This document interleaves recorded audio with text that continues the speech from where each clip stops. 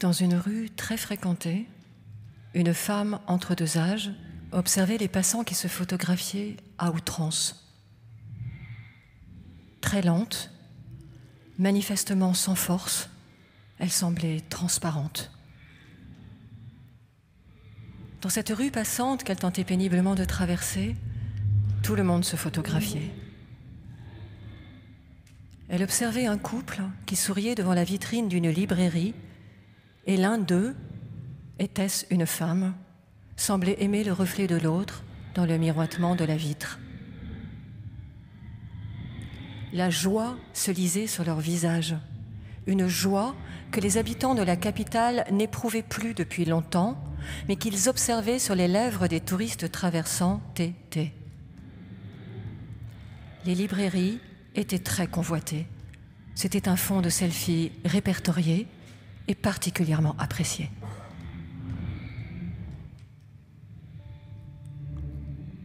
Depuis des années déjà, les libraires de la ville ne vivaient que des subventions allouées par le Conseil municipal augmenté, CMA, qui avait à cœur que de telles vitrines subsistent dans le centre. Les librairies traversaient ainsi les siècles, même si plus personne ne lisait. Le comité de soutien aux vitrines françaises, CSVF, contribuait à l'achat des nouveaux volumes à exposer ou à mettre en rayonnage, si d'aventure quelqu'un entrait pour les feuilleter ou les filmer.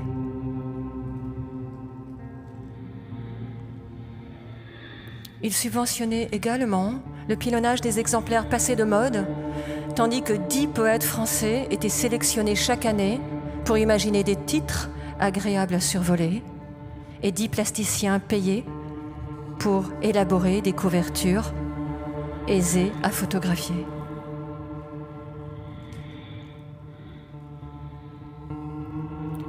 Les poètes triés sur le volet percevaient une prime pour concevoir des contenus insolites.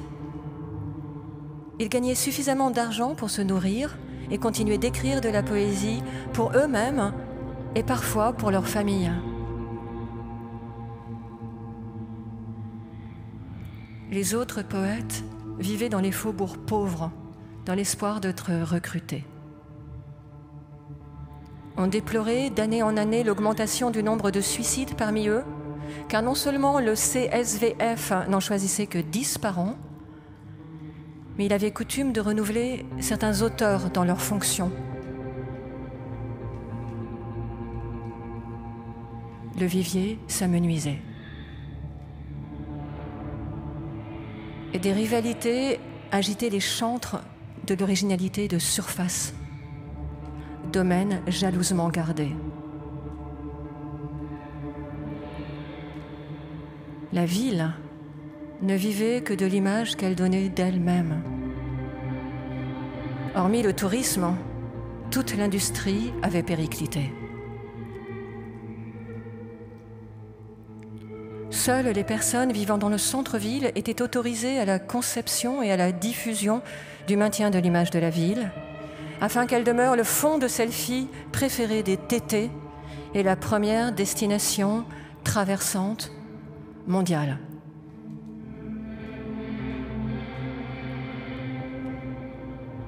La femme continuait péniblement d'avancer. Comme elle était la seule qui ne se photographiait ni ne se regardait dans les vitrines des magasins subventionnés, les gens se retournaient sur son passage, se demandant si elle était une touriste traversante. À son sourire, ils devinaient qu'elle n'habitait pas la ville.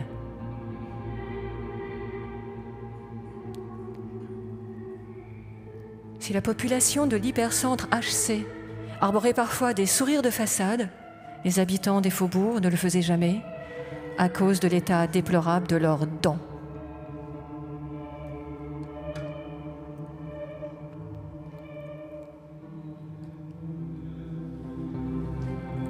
Épuisée, la femme entre deux âges s'immobilisa devant la vitrine de la librairie et bien qu'elle ne fût ni touriste ni traversante, Elle se mit à regarder les livres exposés.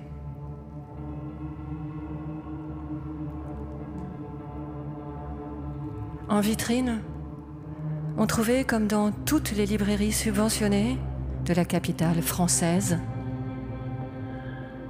le livre d'un poète ancien qui n'avait de breton que le nom.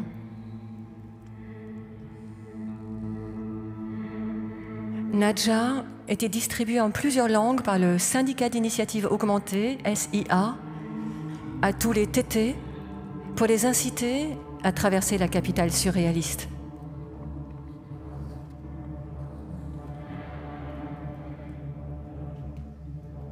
On produisait un surréalisme de surface, même si on balisait le parcours libre.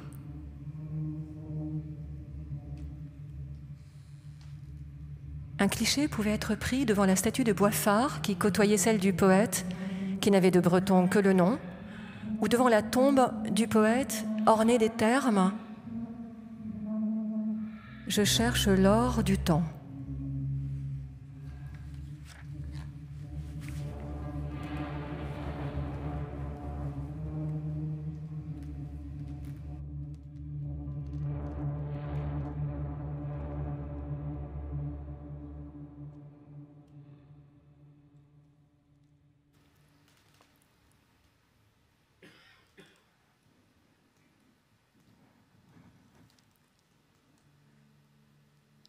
Tu marches en forêt de Brocéliande, Mélusine, une forêt qui n'a de Brocéliande que le nom. Tu effleures le sol de ta double peau, de ta peau qui serpente et de ta peau fragile. Tu appréhendes le sol encore. L'effleurement est possible donc, encore possible, l'effleurement fort.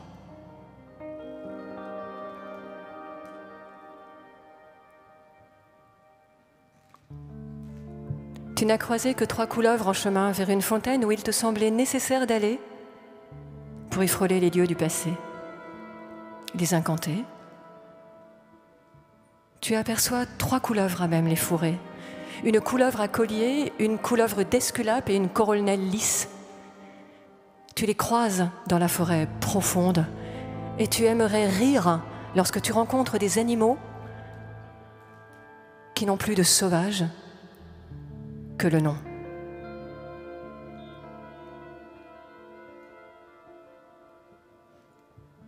Tu avances et cesses de lire les panneaux géants qui t'indiquent les espèces disparues qu'on te cartographie, puis tu te bouches les oreilles pour ne pas entendre la voix off généralisée VOG qui balaie la forêt et recouvre les sons naturels.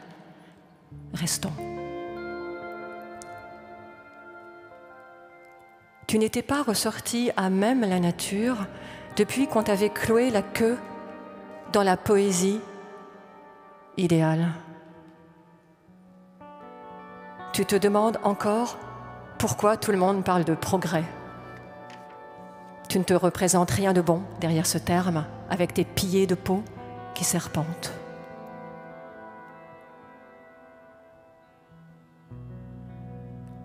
Et tu tentes d'accueillir ce sentiment étrange qu'est le passage de la terre glaise à la terre sèche,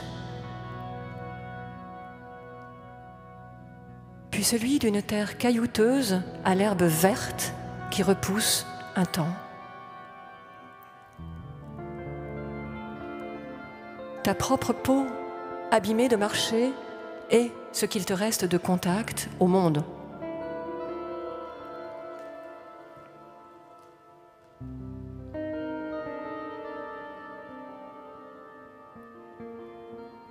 Des pillés de peau et un tympan, c'est déjà bien, penses-tu. Et la mousse, à ton passage, respire. Aucun oiseau dans le ciel couvert de brocéliande, mais le moineau restant occupe le terrain et le temps. Le moineau commun est encore.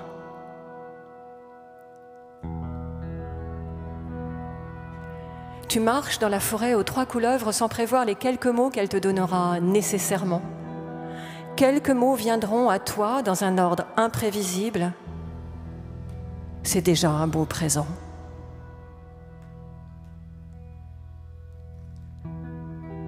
La forêt est la plus belle offrande.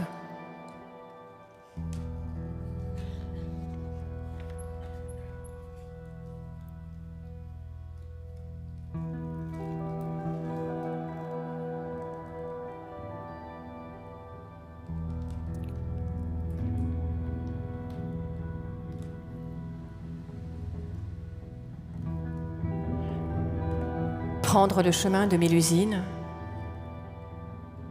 c'est accepter de marcher à marée basse, sans objet. Cheminer fragile et équipé, sans épopée.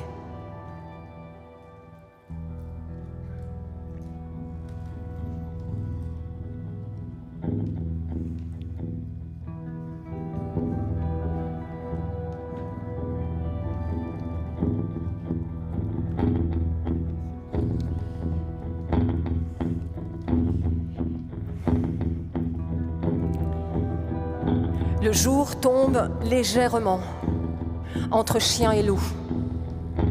La femme serpent perçoit un bruit de moteur plus fort que le tintamarre des vélos électriques et plus assourdissant que tous les cris de toutes les espèces maintenues en vie autour de l'étang commun.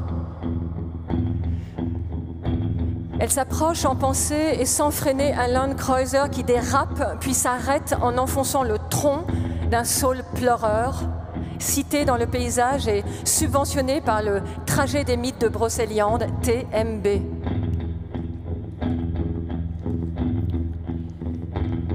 À ce moment, tu vois sortir un corps maladroit, recouvert d'un camouflage flambant neuf, le tissu rêche, fraîchement sorti du magasin et le corps trop grand et cerclé de plusieurs ceintures de balles, tenu par une aliénaire fixée par rivets avec recharge, amovible. Il attend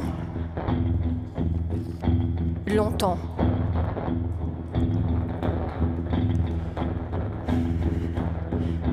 Il finit par appuyer sur le bouton qui actionne la cage où est retenu le cerf. Celui-ci attend Wotan 03 comme il attend chaque jour l'éleveuse.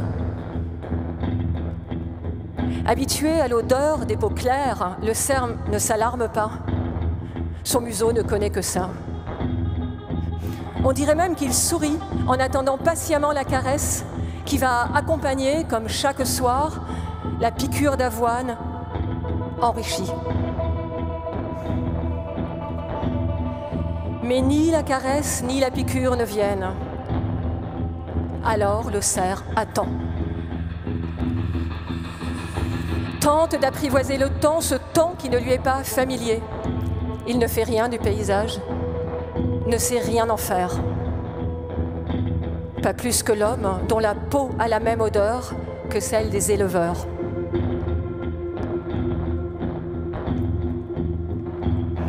Encombré par ses bois, l'animal ignore que Wotan 03 est aux aguets et attend qu'il sorte de sa cage, car s'il le tue avant qu'il ne sorte, l'homme perdra tous ses points et sera privé de jeu pendant 1 mois.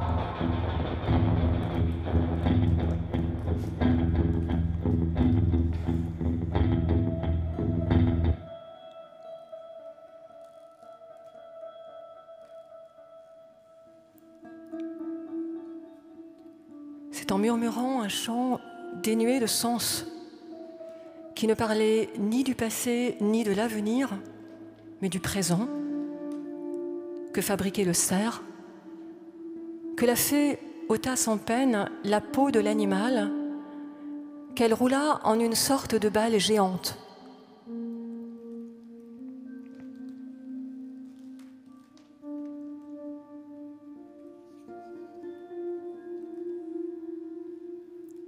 Ce que la peau te donne, tu ne peux pas l'imaginer.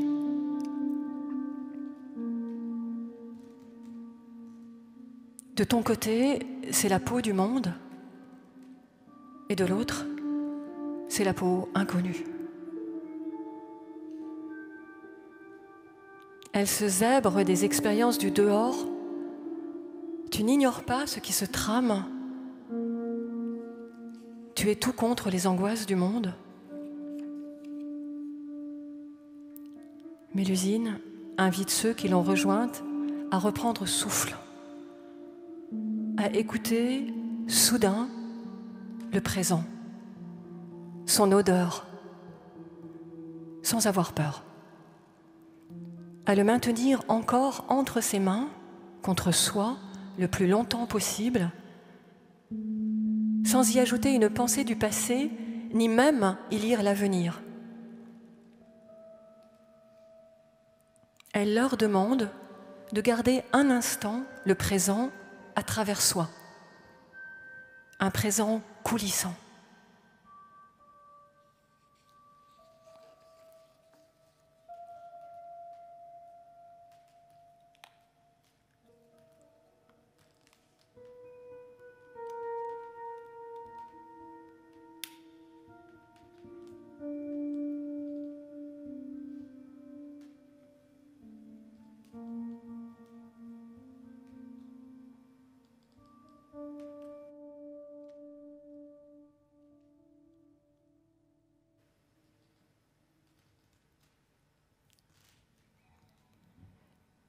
La fée ne savait pas nommer les plantes qu'elle voyait représentées sur l'une des scènes ornées. Néanmoins, elle aimait les rochers esquissés, surplombés d'un arbuste aux feuilles blanches, comme des viornes.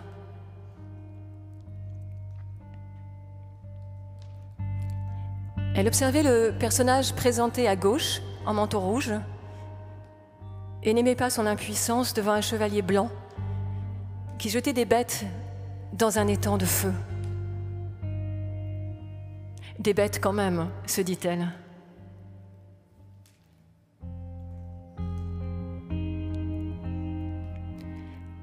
Deux aigles sur fond de feuilles scintillantes se jetaient sur les animaux, tandis que les hommes étaient engloutis par des flammes oranges qui ressortaient des fibres comme des pieuvres animées. Décidément, Mélusine aimait la vue des arbustes tressés à même la laine et admirait le travail du lissier sur les couleurs qui rendait toutes les aspérités de l'histoire et éclairait les anfractuosités du monde.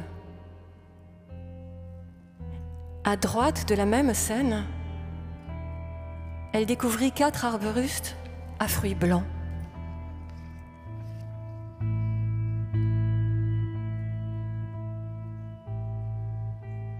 Sur la même scène, les ailes de l'ange semblaient s'adresser à la femme au miroir, lui faisant penser à certaines annonciations vénitiennes. Mais la femme avait sans doute d'autres desseins. Au loin, un arbre se dressait d'albâtre sur fond bleu étoilé. Comment s'appelle cette femme superbe, à l'air énigmatique que l'ange semble visiter, sans qui Mélusine, dont la culture biblique était strictement picturale? Est-ce une annonciation? Oh non, c'est la grande prostituée, lui répondit Raymondin. Sur son front était écrit « Babylone la grande, la mère des prostituées et des abominations de la terre ».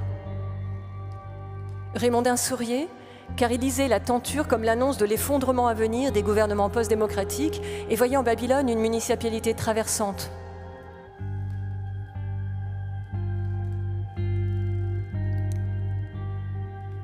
Mais cela ne faisait pas sourire Mélusine,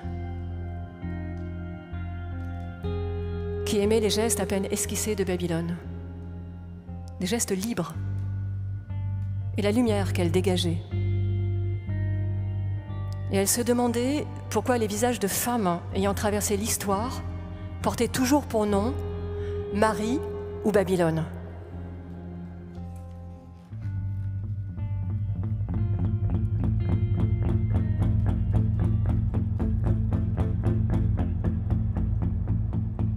Enfin, la fée dit « Rien ne pourra être si nous ne composons pas avec le paysage.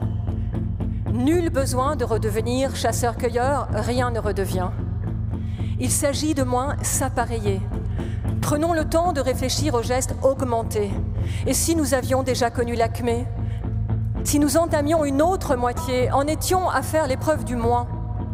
Pourquoi toujours continuer sur sa lancée? Déraillons ailleurs, mais plus lentement. À ces mots, la maison Poitevine, LMP, un musée de Lusignan permettant de découvrir les objets du quotidien d'autrefois, ferma. Ensuite, le livre unique en vitrine de toutes les librairies Poitevine, Les mystères du château de L, s'effaça. Les êtres respirèrent à cette nouvelle. Il s'agira, dit Mélusine, de sortir des rails, d'adopter des vies à la fois plus mouvementées et plus lentes, des polyphonies vivantes. Chacun pourra exercer plusieurs métiers et migrer, passer de Poitiers à Jazeneuil, sans abréviation, des transports en commun traverseront les paysages. Plutôt que de faire du tourisme traversant, nous pourrons nous sédentariser un temps, émigrer par phase, travailler dans une autre région, une autre ville, poitevine ou étrangère. Nous posséderons un lieu mais pourrons le prêter ou l'échanger, afin de changer de métier et de vie, selon notre santé et notre âge. Nous serons des sédentaires migrants sans abréviation. Alors commença un lent exode urbain. Sans précipitation, souriant, des habitants de Poitiers et d'Angers se rendirent dans les petites villes et les villages alentours, tandis que certains villageois allèrent vivre vers les cités. Des migrants partiels, comme le pouillot siffleur.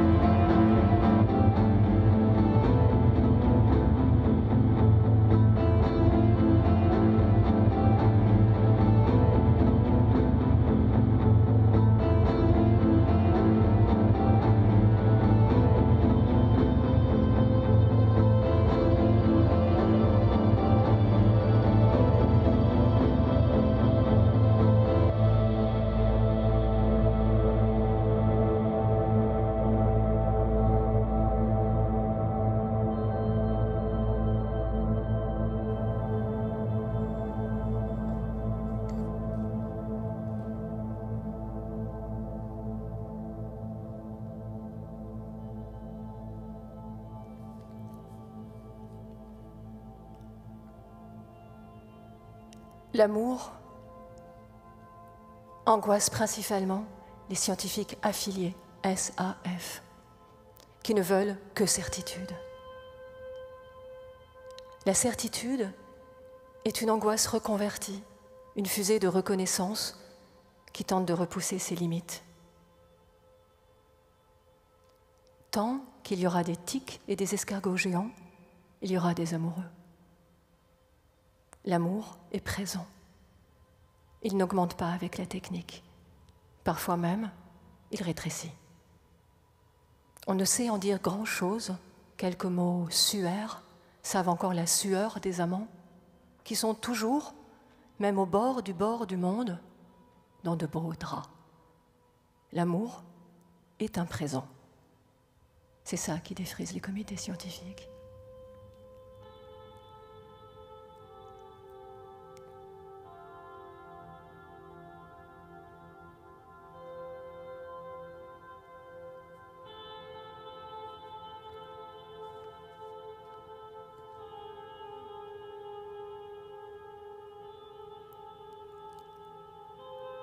L'amour marmonne toujours quelque chose en sourdine.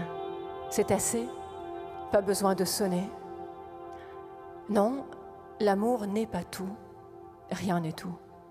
L'amour retient un temps. Un bégaiement radieux qui ne rassure pas toujours. L'amour est exposé au temps, peut-être même préposé. Il se tricote notamment à deux. Il travaille à un manteau inutile, toujours trop grand ou trop petit. Un manteau qui n'abrite pas, mais abriterait si on avait réussi à faire qu'il corresponde aux deux morphologies des amants.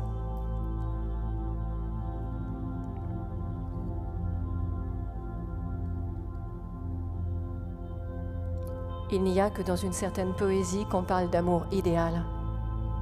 Mais l'amour idéal est un cadavre couvert d'or. Or, l'amour n'est pas un cadavre recouvert. Il est un manteau inutile qui tient un temps. Il est l'intention touchante et désintéressée d'un manteau commun pour deux. Si chacun n'y perd pas ses aiguilles ni ses fibres, il est haut, en couleur.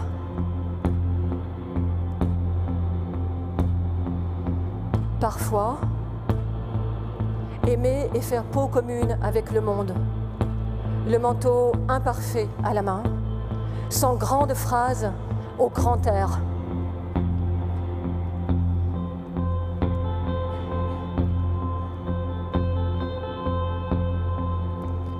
Les amoureux ne laissent pas de traces, mais leur trace de pas éperdue reste un temps, en un lieu perdu, dont ils s'approchent parfois à nouveau sans le voir.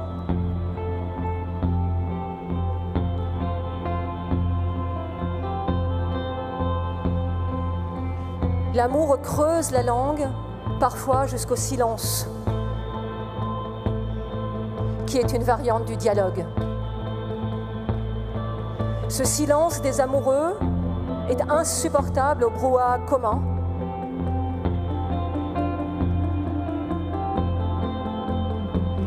L'amour laisse des spores. C'est sa signature.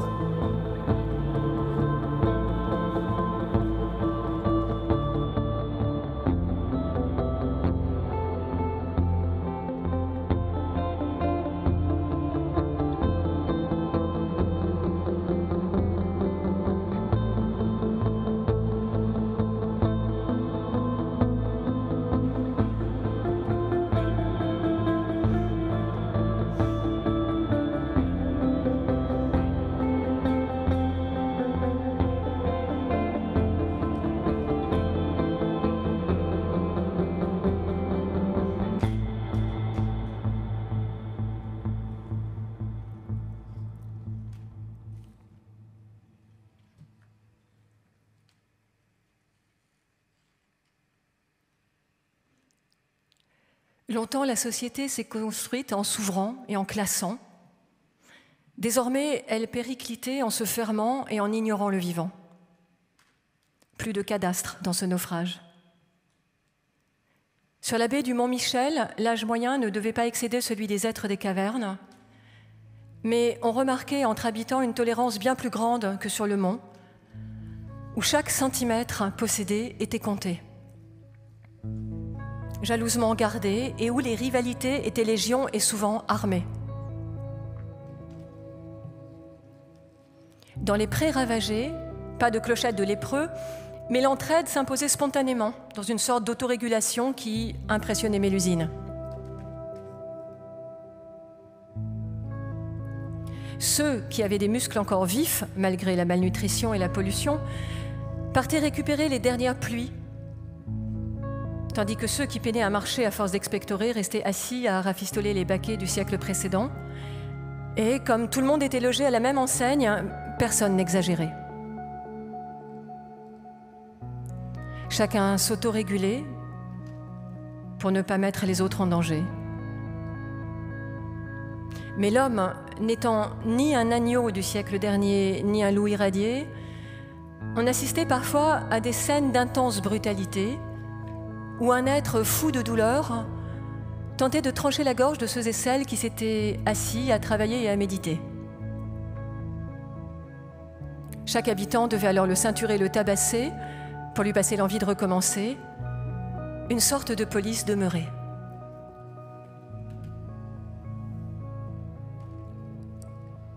Un jour, ce fut au tour de Mélusine de se faire avorter. Elle dut se rendre dans un fouet-né, un de ces petits fours à chaud, au fond du domaine en ruine.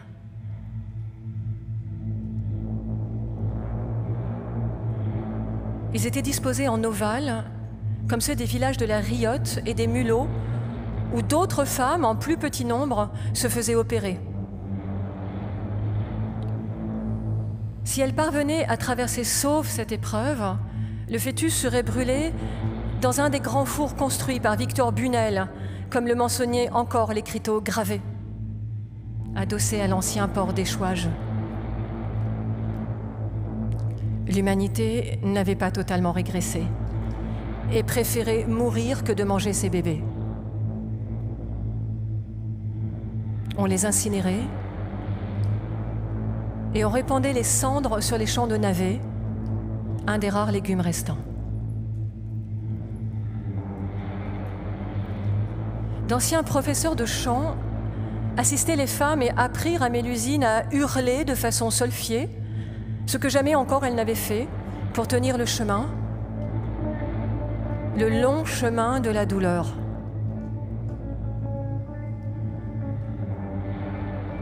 En fait, rien ne se répétait.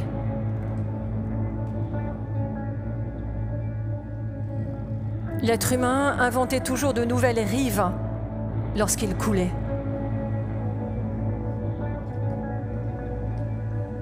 Un chemin se trouve toujours, même au bord du bord.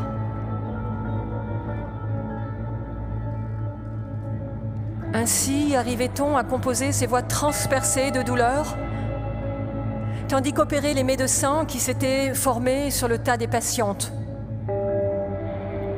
On arrivait à leur faire entonner une mélopée non dénuée d'intérêt qui la rendait supportable aux personnes alentour. Quand ce fut fait, une fois le fœtus ôté, Mélusine resta plusieurs jours alitée dans l'un des gueulards que les anciens architectes avaient réaménagé de leur mieux.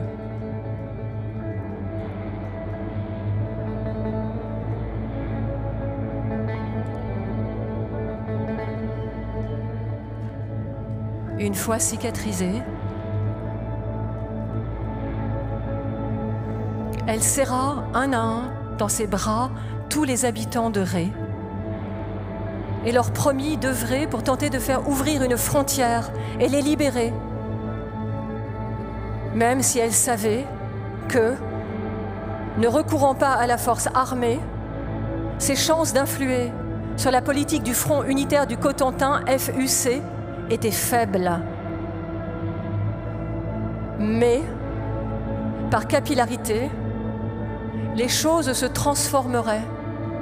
De cela, elle était sûre.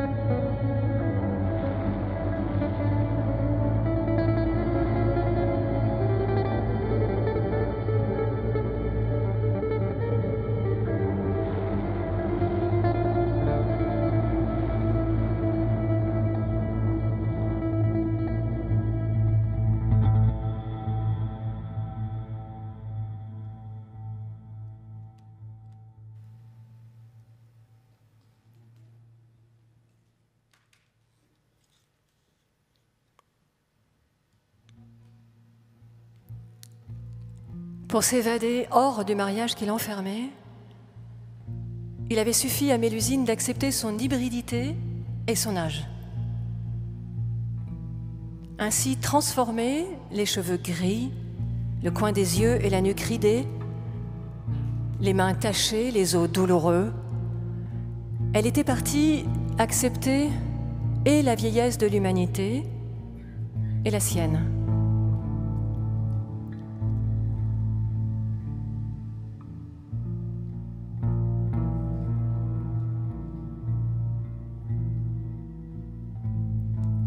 À les saisons humides, les nuages restants la regardaient. Les masses d'eau accumulées transformaient le ciel qui se couvrait alors d'immenses cumulos que l'on appelait communément depuis quelque temps les cumulos cargo, tant ils déchargeaient leur pluie froide en masse.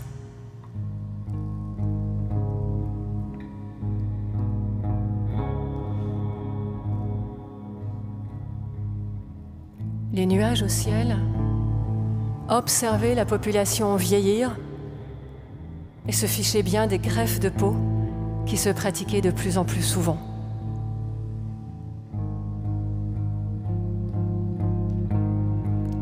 La fée, elle, ne voulait pas d'une vieillesse de faussaire.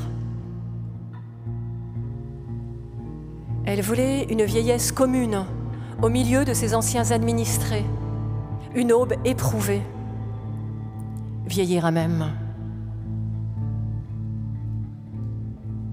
Peu lui importait que ses cheveux se clairsèment et que sa peau se craquelle, elle acceptait de vivre la vie d'une étoile en accéléré et de décliner en intensité. La beauté, c'était l'acceptation, pensait la fée. Accepter l'irréversibilité. À Rochefort, elle était venue écouter la précarité et voir ce qu'elle lui enseignerait.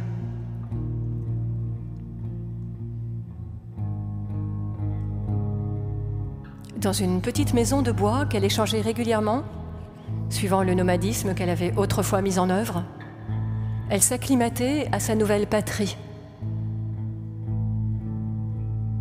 Les travaux du ministère pour l'acceptation de l'animal intérieur ayant porté ses fruits, elle n'avait plus à se cacher quand sa peau de serpent apparaissait. Elle pouvait désormais s'appuyer sur son animalité intégrée.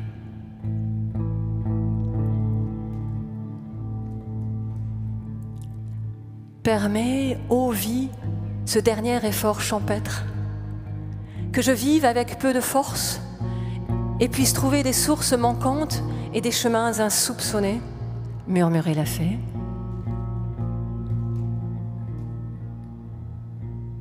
Ma langue ne suffit plus à l'écriture d'un grand récit. Alors, je consigne quelques vers de côté qui disent peut-être quelque chose d'insoupçonné, des chemins où se rendre sans ressasser les désastres passés.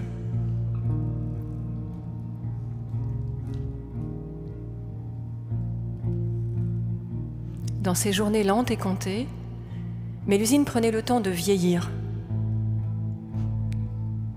Elle chantait le moineau commun qui, tous les matins, venait à sa table et s'y reposait. Elle se demandait combien de temps cette cohabitation durerait. Qui des animaux communs ou de ses anciens administrés survivrait à la chaleur outrancière ou aux pluies acides. Un jour, elle sourit en voyant apparaître un deuxième moineau près de la haie de bruyères et de conifères. Elle avait décidé que le soir de sa vie serait aussi beau que celui des journées sur la baie, inondé d'une lumière qu'elle affectionnait.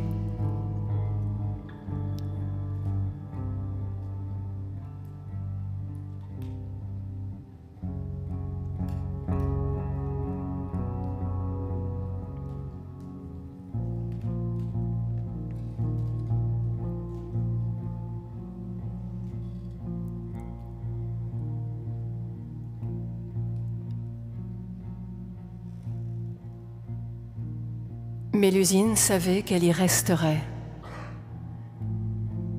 qu'il fallait accepter de disparaître de l'écorce terrestre. Alors elle voulut encore une fois contempler la beauté et s'offrir un spectacle que jamais encore elle n'avait pris le temps d'admirer. la beauté paradoxale d'un océan pollué.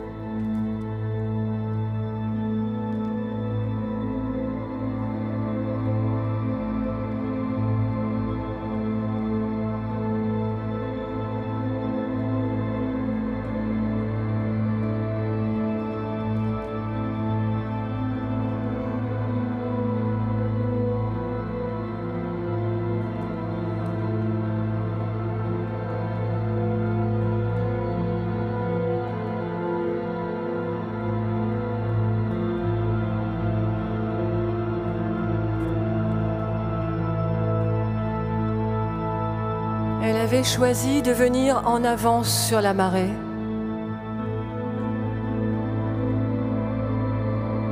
Prendre le temps de voir ses souvenirs danser sur le fond de ciel gris métallique.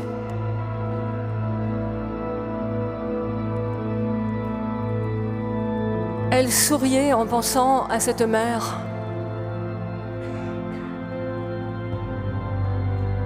Elle souriait d'y être à l'orée arrivée.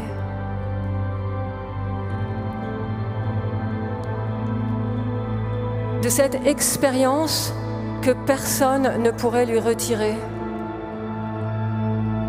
que l'on doit, comme la vie, traverser sans savoir.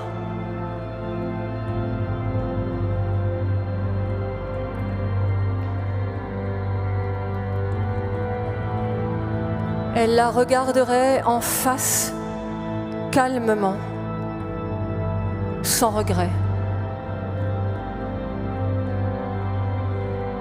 Elle avait choisi de voir arriver la marée orangée, de la voir approcher pour la première fois.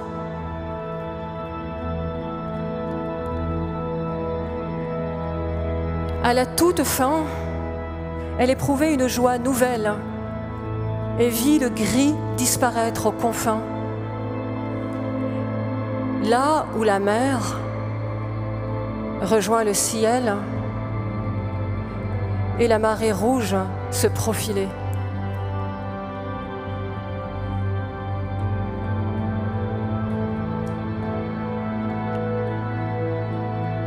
Elle observait le paysage et percevait un vacarme nouveau que jamais elle n'avait entendu d'aussi près.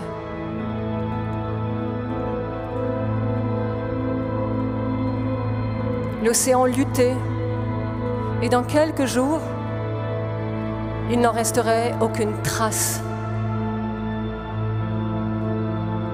L'océan rejetterait les algues, il se battait sans relâche, elle le savait.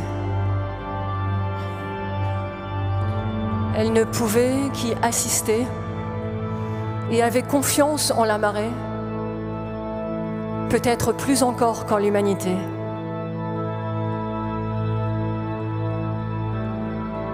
Mélusine sentait qu'elle s'endormait et se couvrait des premiers filaments morts dorés dans un beau fracas.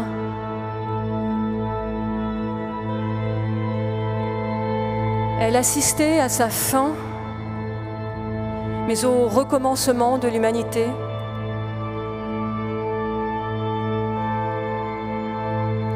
Orange et lumineux.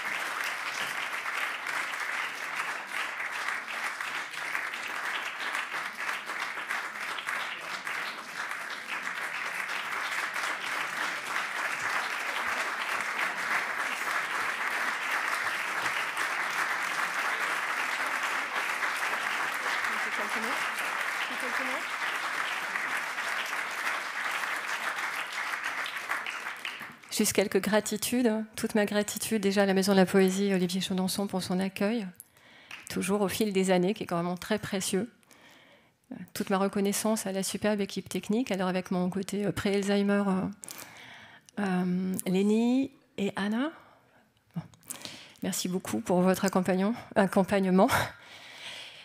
Toute ma gratitude aux éditions Corti, Rien de commun, et pour la vigilance de Maëlle Guédon et de Marie de Quatre-Barbes et leur confiance en ce texte. Et toute ma gratitude pour le compagnonnage au fil des années depuis le texte précédent, Les Corps caverneux, pour la qualité de la musique d'Olivier, qui sait être cette bande-son entre utopie et dystopie. Merci à lui.